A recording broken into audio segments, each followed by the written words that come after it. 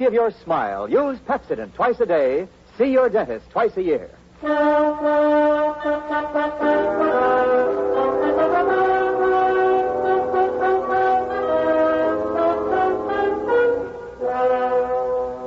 Lever Brothers Company presents the Pepsodent program, The Adventures of Phillip Marlow, starring Van Heflin. Phillip Marlow, the screen's most famous private detective, created by Raymond Chandler, brought to you on the air by Pepsodent, and starring MGM's brilliant and dynamic young actor, Van Heflin.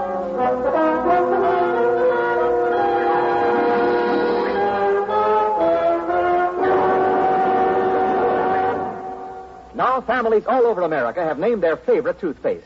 New Pepsodent with Irium. New, fresh-tasting Pepsodent with a new, cool, minty flavor. Yes, in a recent test, new Pepsodent was preferred 3-to-1 over any other toothpaste. It's true. With families all over America, new Pepsodent is the favorite, 3-to-1. Families from coast to coast recently compared new Pepsodent with the toothpaste they were using at home. They preferred new Pepsodent by an overwhelming average of 3-to-1 over any other brand they tried. These families, 3-to-1, said new Pepsodent tastes better, makes breath cleaner, makes teeth brighter. Yes, in a recent survey, families 3-to-1 said new Pepsodent tastes better, makes breath cleaner, makes teeth brighter. Get new Pepsodent toothpaste for your family right away. Now, The Adventures of Phillip Marlow, starring Van Heflin.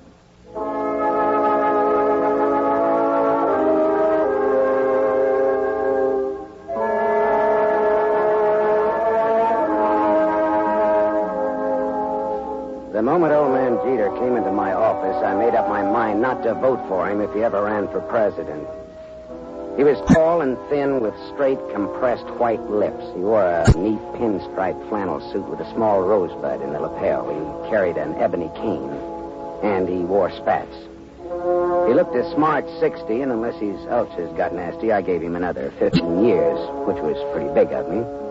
He sat down, speared me with those barbed gray eyes, and came right down to business. Mr. Phillip Marlow, I believe? That's right. My name is Wadsworth Jeter. How do you do, Mr. Jeter? You're a private detective? Well, why not? Frankly, sir, I'd expected the Hollywood detective's office to be somewhat more glamorous, or rather more elegant, shall we say? Well, Philo Vance has a branch office here on the 4th floor. If you're shopping around... No. You'll do, I'm sure. Well, my rate is $25 a day, plus expenses. Money is no object. Except when you don't have much of it. That seems to be the motivating philosophy where Miss Harriet Huntress is concerned. Who or whom is Miss Harriet Huntress? A rather standard, rather obvious gold digger who wishes to marry Grover. You want to tell me who Grover is? Grover is my adopted stepson, my late wife's son. Go on. Next year, he will inherit $1 million left him by his mother.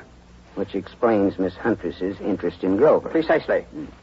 Look, Mr. Jeter, am I being hired to smear Miss Harriet Huntress? Not at all. Merely to disillusion Grover about her. Yeah, well, that's the same thing. I think you better find yourself another boy. Wait. There's more.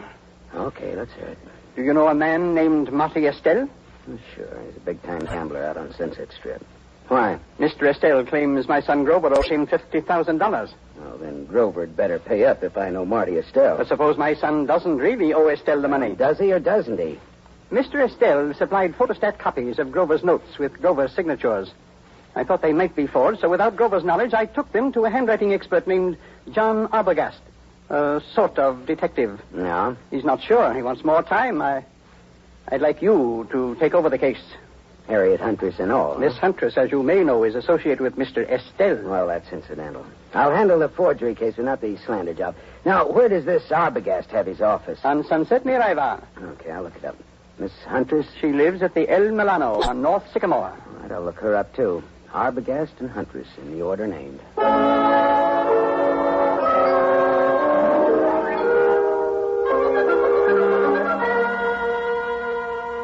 There was no snooty secretary to prevent me from walking right into John D. Arbogast's extremely fat presence on Sunset near Ivar. He was an enormously fleshy gent with a thick neck that was in folds like a concertina. He wore a wrinkled dark suit that needed cleaning and some reweaving where it had some small holes in it. Arbogast just sat and stared at me with the whites of his eyes. because those 3 holes that needed reweaving were bullet holes. And John D. Arbogast was dead, very recently dead. I left in a hurry, and as far as I could tell, nobody saw me come, nobody saw me go. My next stop was the Swank El Milano Hotel on North Sycamore. Just a second, mister. Something you want? Yeah. Who are you? I'm the house detective. Well, I'm looking for a Miss Harriet Huntress. Miss Huntress ain't seeing anyone. You can tell her it's Marty Estelle. Are you Marty Estelle? I'm from him. That's different, ain't it? That's none of your business, is it? Well, whatever you're up to, you're not playing it very smooth. Well, some days I feel like playing it smooth, and some days I feel like playing it like a waffle iron. Well, if you must know, I'm one of the boys. Phillip Marlow, private eye. Here, it's my card. Yeah, well, that's another story. I'll phone up to Miss Huntress. Yeah, say I'm from Marty Estelle, and make it convincing, huh? How much convincing? Oh, well, how much do those cigars you're smoking cost you? $22.50, box of 50. That much convincing. Well, that's cute. You and me are going to get along. I'll phone Miss Huntress, but you go right on up. Room 814. I just know it'll be all right.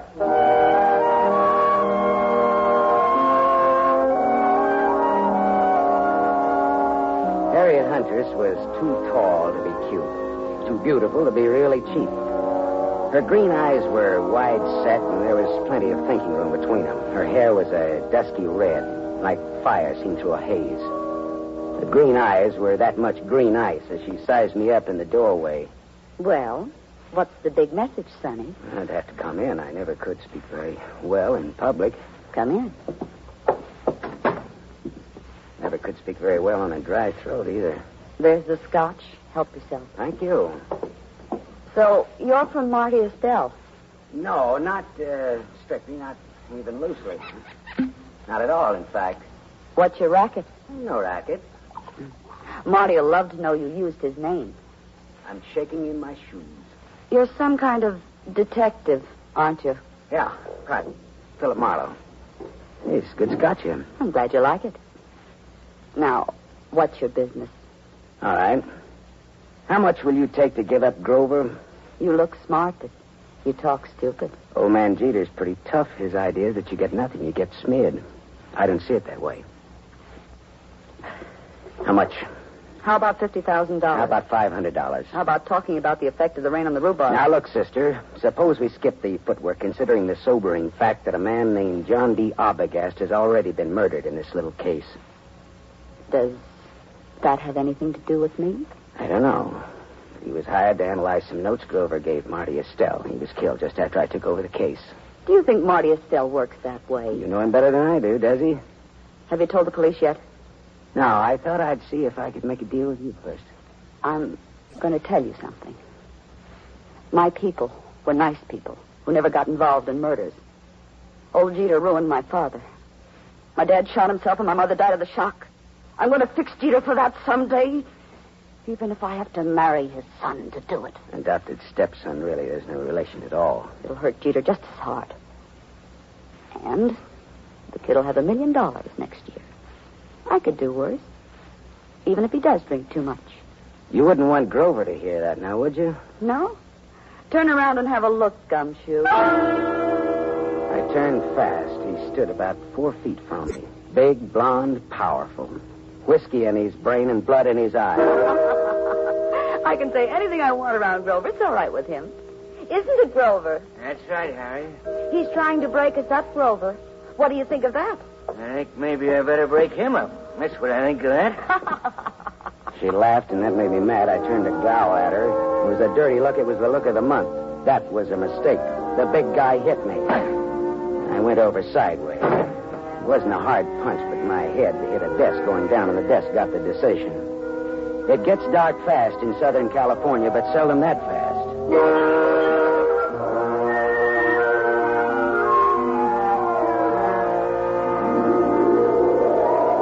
When I came out of it, Grover, the blonde sucker puncher, and Harriet Huntress were gone. But the bottle of scotch was still there, so I took that for a souvenir and stuffed it in my pocket and floated down the elevator into the street. It was dark by the time I got back to my apartment on Hobart Avenue in Hollywood. I turned on the light, and there stood a big guy, another big guy. This was National Big Guy Week. This one had a big nose, the dead color of wax. And he had a .22 caliber Colt Woodsman pointed straight at me. Close the door and reach. Come on. I turned a little to close the door. I got my hand under my coat. Then I turned back to Waxnose fast. I had my Luger out. We stood there facing each other. Waxnose didn't seem at all impressed with my automatic. I just came to tell you to be smart. You're looking at a Luger, mister. I know. Men of distinction carry Lugers. Me, I pack this small bore because I can shoot. If you think you can take me, go to it. Now, look, what's the game? Maybe you can take a hint, and maybe you can't. Maybe or maybe not. What is it? Lay off old Jeter's boy. When I wouldn't think of contradicting anyone who uses a Colt Woodsman .22 with the front sight filed off must think he's pretty good. I am good. Yeah, and that's why I say, okay, pal. We'll see. Speaking of .22s, do you know anybody named John Arbogast?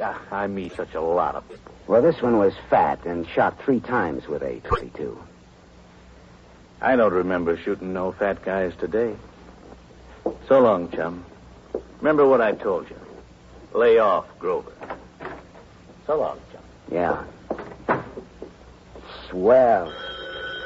Ah, shut up. Yeah. Mr. Marlow?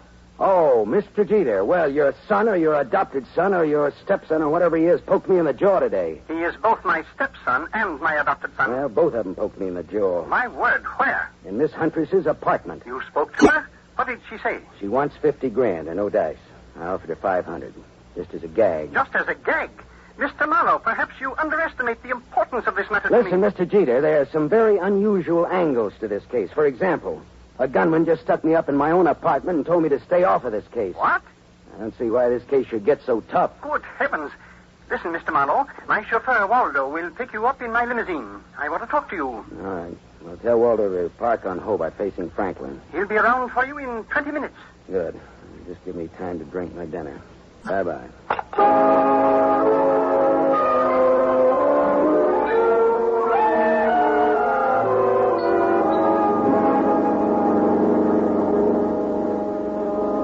I sat next to Waldo, the chauffeur, as he tooled the big Jeter limousine through Hollywood, along the glitter of the Sunset Strip, out past Beverly Hills toward Bel Air.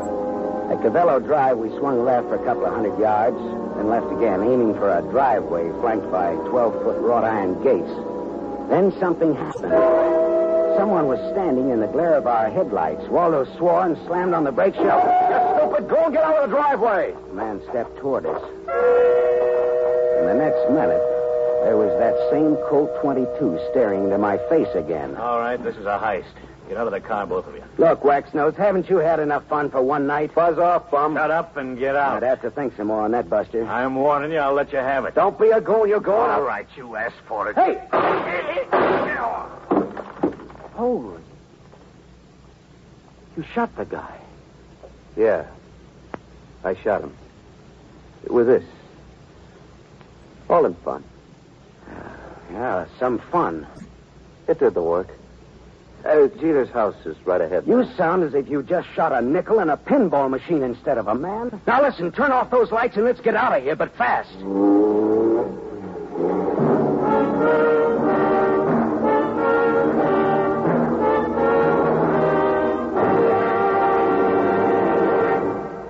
You are listening to The Adventures of Phillip Marlow, starring Van Heflin. Yes, families all over America have named their favorite toothpaste. New Pepsodent with invigorating irium foam. New fresh-tasting Pepsodent with a new, cool, minty flavor. In a recent test, New Pepsodent was preferred 3-to-1 over any other toothpaste. It's true. Families all over America say New Pepsodent is their favorite, 3-to-1. The William Kilpatrick family, 212 South Missouri, Claremore, Oklahoma, preferred New Pepsodent on every single count. The Kilpatricks say New Pepsodent tastes best of all, makes breath cleaner, makes teeth brighter. On all these counts, by an overwhelming average of 3-to-1, families prefer New Pepsodent over any other toothpaste they tried. It's a fact. Families 3-to-1 say New Pepsodent tastes better, makes breath cleaner, and makes teeth brighter. Remember, this is not just our opinion. It's the honest conviction of the Kilpatricks and other families who are asked to compare New Pepsodent with the toothpaste they were using at home. Get new Pepsodent, the only toothpaste containing irium. Get it for your family without delay.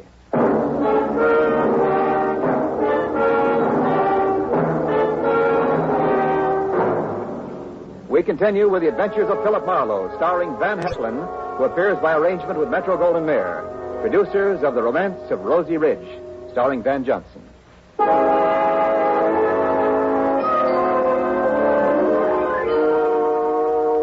Waldo and I drove back to my apartment again, leaving Waxnose lying dead in the Jeter driveway. We went back to my place to start all over again, over what was left of my purloined scotch. Yeah, this is good scotch you've got here, Marlowe. Inch bottle. Not this. Sure. Pinched it from the apartment of Harriet Hunter's. Well, bottoms up. Waldo, do you think that gunman was there to scare young Grover into realizing Marty Estelle means business? Could be. I always drove Grover home around that time. It just doesn't sound like Marty Estelle to pick that sort of a helper. We should. Maybe that's why he picked him. Because it didn't seem like Marty Estelle. Yeah, that's good thinking, Waldo. Dartmouth, 37. Rah, rah, rah. That would be either the cops or Mr. Jeter. Hello? Mr. Marlowe? Yes, Mr. Jeter. And the reason we're not in your study now is lying outside of your front gate. What's that you're saying? Somebody jumped us outside of your gate and Waldo shot him dead. Good Lord. Yeah. Listen, Marlowe, come here at once. Do you hear? At once. I'll send Waldo, Mr. Jeter. I want to see you. Waldo will tell you all about it, Mr. Jeter. Marlowe. Good night, Mr. Jeter.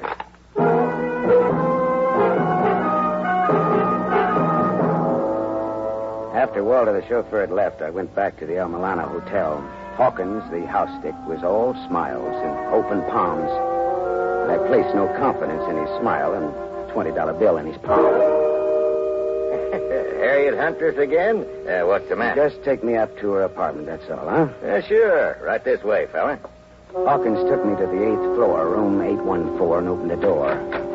There was someone in the room, waiting. Here's company for you, Mr. Estelle.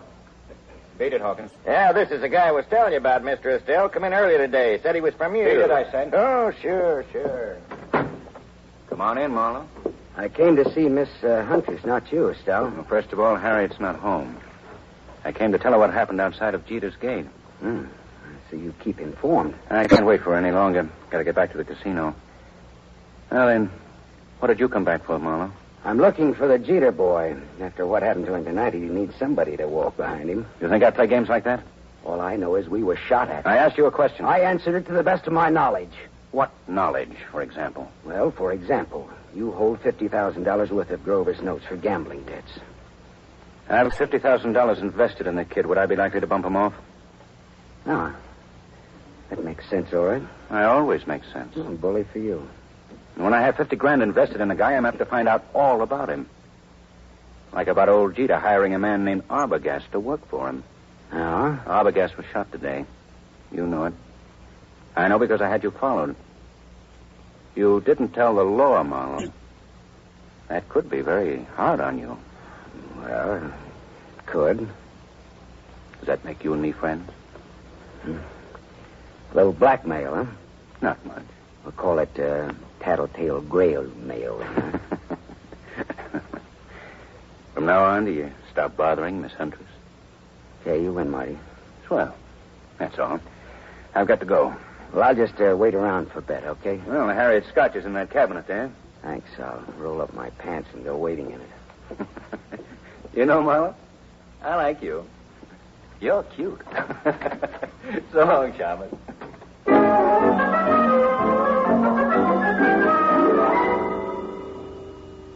Marty Estelle was right. He wouldn't kill anybody who owed him money and was soon to come into a lot of it. Now I was in bed with the police for not reporting Arbogast's murder. Well, I looked around Harriet's apartment vaguely, walked into the bedroom, and stopped. Because mixed with the fragrance of good perfume and good cosmetics was the plain, ordinary, homespun odor of gunpowder. I walked across the room and yanked open the closet door and stepped back. There, just as big as life, but as dead as they ever come, was young Grover Jeter. And at Grover's feet, among the graceful shoes in Harriet's closet, was a tiny pearl-handled automatic. I felt bad about that, because I guessed that the dainty holes, the bullets from that dainty gun, would fit the 2 dainty holes over Grover's heart. I put the neat little pistol in my pocket. I thought old man Jeter ought to know about his son, I thought. I didn't expect to find Waldo, the chauffeur, and Harriet Huntress with old Jeter in Jeter's big study, but there they were. Why, Mr. Marlow, I'd about given up hoping to see you tonight. Well, I changed my mind about coming out again, Mr. Jeter. Oh, Waldo? Hi, Marlow. Didn't expect to see you here, Miss Huntress. Didn't you? Did you expect to see me here? Never mind that, Marlow. I want to know where my son is. What do you mean, Mr. Jeter? He's missing. That's what I mean. Oh. He's missing, and no one knows where he is. I know. Eh? What's that? Where, Marlow? Miss Huntress, where did you and Grover go after Grover took that sucker punch at me in your apartment? We went out together in a taxi. During the ride, I had a change of heart. I didn't want Grover or Grover's money. I told Grover to find another playmate, and I got out in Beverly Hills. Grover went on in the taxi. Well, where did you go? Back to my apartment. Later, I got out my car to come down here and tell Mr. Jeter I decided to forget the whole thing. And for him to call off his dime novel, Sleuth. A dime will no longer buy a novel of any description, but that is beside the point. You said you knew where Grover is. That's not beside the point, is it, Mr. Marlow? He's back in Harriet's apartment. Well, I didn't let him in. How on earth could he? Hawkins, your house detective, let him in. The last I saw of Grover, he's dead. Oh, what? What's that? Dead, shot with a small caliber gun. I can't believe it. I can't. Grover's dead? Miss Huntress, this .25 caliber pistol was on the floor at Grover's feet. Here, take it. Look it over, will you? It's mine. You're murderous. I'm not. You cold-blooded murderess. Oh, stop that! Stop it, both of you. It could have been suicide. Suicide? Well, yes. That's a possibility, of course. I see you like that idea, Jeter. But it wasn't suicide. Then she did it. The murderess, the scheming, contempt. It was murder, and it's fairly obvious who did it, Jeter. Eh? Marty Estelle is my guess. Well, guess again, Waldo. Estelle had $50,000 invested in Grover. He wouldn't kill a golden goose like that. And Waxnose didn't do it because he was dead, thanks to Waldo here. That leaves her. She did it. There had to be a motive and an opportunity. Well, it was her apartment, after all. Correct, Waldo. But Grover was Jeter's adopted stepson. Oh, like a real son he was to me. A real son. Yeah. But did you lovely people know that in the state of California, a man can inherit from an adopted son who has money and who gets dead? Did you know that, Mr. Jeter? Why, what do you mean? Your inheriting Grover's $1 million would be a motive for killing him, wouldn't it? Mr. Marlowe. That was the motive, Jeter, and it was Waldo's job to find the opportunity to murder Grover for you. All right, Marlowe. That'll be all for you. Well, Waldo, the Dartmouth gun fanner, huh? Drop that gun, Waldo. Shut up. I said drop it. Drop it. Hey, that's nice shooting, Harriet. My hand. Well, Papu put a little Band-Aid on for you, Waldo. Waldo, you could have gotten into my apartment wearing that chauffeur's uniform. You could have gone in through the garage entrance and up the back way. Sure. When Grover let him in, he backed Grover into the room with his gun, but he shot him with yours. How much was Jeter going to pay you for this job, Waldo? Don't talk, Waldo. He's bluffing. You're telling me he's bluffing. Nice kids, these college boys. Tell me, was it Dartmouth or Dannemora, Waldo? Shut up, copper. You killed John Arbogast to throw suspicion on Marty Estelle. Then you hired Waxnose to fake a holdup on Grover. Why? Again to throw suspicion on Marty Estelle. To make it look as though Estelle was trying to scare Grover into paying his gambling debts. If I hired Waxnose, why would I have shot him tonight? Because you like to kill people, Waldo. When I was brought out here tonight, Waxnose thought I was Grover in the car. He began to fake his holdup. But you just couldn't resist taking one of your snappy snapshots at Waxnose, could you, Waldo? Shut up. Could you? Next, Mr. Wadsworth Jeter. Look here, Marlowe. You can't accuse me of... Doctor, he's sick. Call a doctor. It's his heart. If Jeter dies, it's your fault, Marlowe. Okay, Waldo. Tell you what I'll do, Waldo. If Jeter dies, he doesn't have to pay me my fee. We're even. Okay, Waldo? Harriet, Angel, listen, go call the doctor. And while you're there, call the law, huh?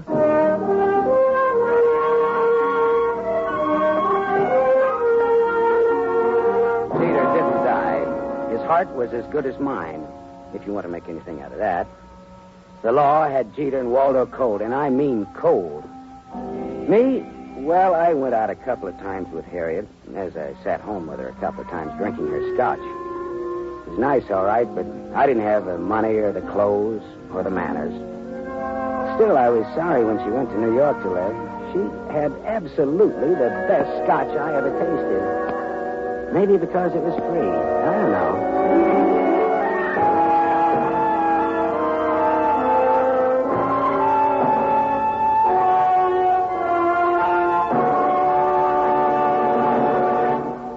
You have just heard Van Heflin, starring in the mystery series Raymond Chandler's The Adventures of Phillip Marlow, brought to you by the Lever Brothers Company, makers of Pepsodent. Van Heflin will return in just a moment. Have you tasted the new Pepsodent toothpaste? Its lingering, minty flavor is so fresh and inviting, families prefer it by an overwhelming average of 3-to-1 over any other toothpaste they tried. In a recent nationwide test, these families said new Pepsodent tastes better, makes breath cleaner, and makes teeth brighter. Remember, new Pepsodent gives you more invigorating irium foam. It sweeps dulling film away. No wonder it's the 3-to-1 favorite with families all over America. Get new Pepsodent with irium for your family right away.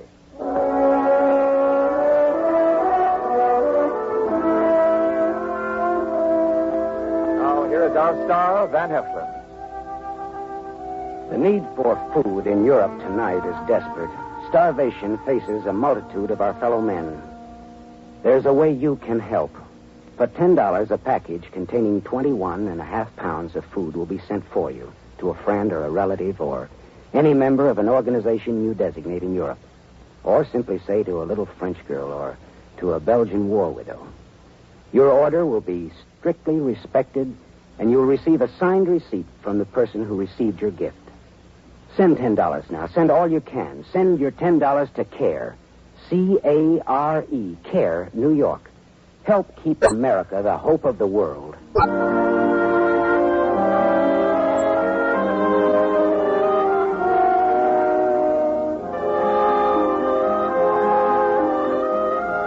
Tonight's story was adapted by Milton Geiger from the story Trouble Is My Business by Raymond Chandler, creator of Phillip Marlow, the screen's most famous private detective.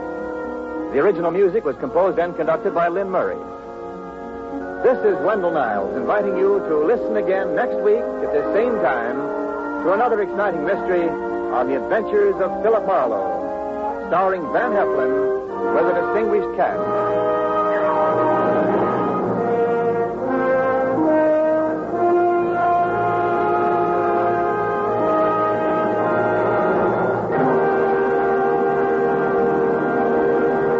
NBC, the national broadcasting company.